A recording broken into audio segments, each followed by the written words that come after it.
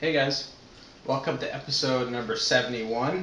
Today is Wednesday, so it's DIY Wednesday. And today I wanted to share with you my 125 gallon tank stand and canopy build from start to finish. It's about 350 photos or so.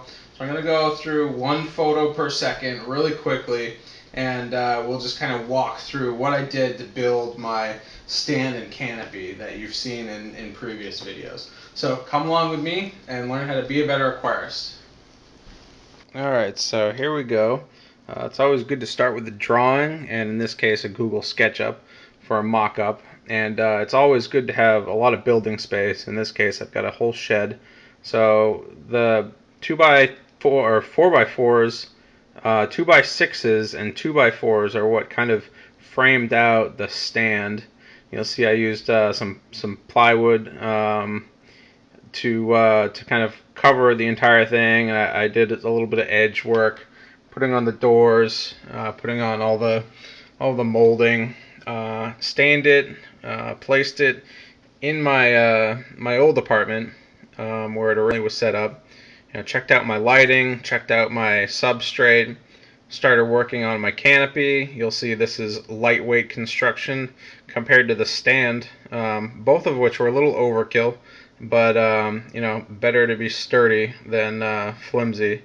So I installed a couple strip lights. I kind of continued on with my sketches, installed the rest of my lighting, and then I really started to add the plywood to the canopy as well. And I got my styrofoam, my one large door on the canopy. I wanted to be able to open the one large door and then be able to access the entire tank without having to open and close multiple doors. So you see I stained all of that. I've got my skirt as well. So you see this is the first time I have all three set up in my room. It's a glass coffin, 6 feet long, and it barely fit in the space. So I was lucky I was able to get it in. So here's the styrofoam. I start to cut it into the shape that I think that I need. Flipped upside down, glued it all together, and while I was working on that, I also started to wash some of my sand. So you'll see I have my drawing in front of me. I'm starting to carve my styrofoam, which has previously been glued together with silicone.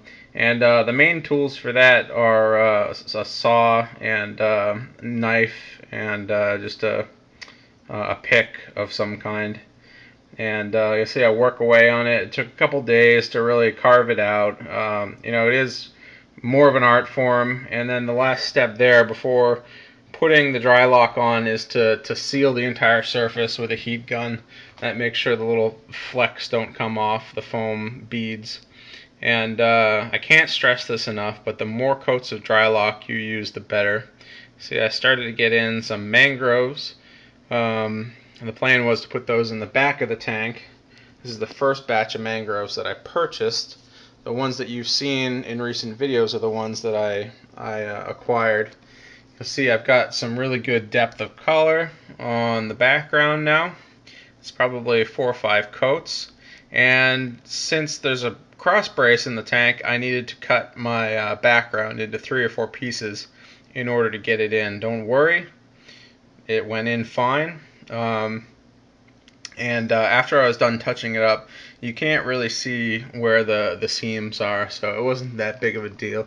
Here it is lit up with no water in it yet, and I'm pretty happy with the results so far. And what I did was I bought a filter, and I actually drilled 2 filter holes, planning for a second filter at a later time there out the back. I got some Malaysian driftwood in. See, I've got everything kind of touched up and ready to go. The filter's in. I put some sand in, the top and the bottom. Started to put my driftwood in. My lighting's in. And then it's time to fill up the tank. And even though I washed the sand, this was a very cloudy tank for a few days while it kind of worked itself out. The older your sand is, the less cloudy it's going to be. So the other thing that happened was the wood did have some tannins in it, so you'll see the water does get brown. I added some moss that I collected up top, and I also added my mangroves in the back.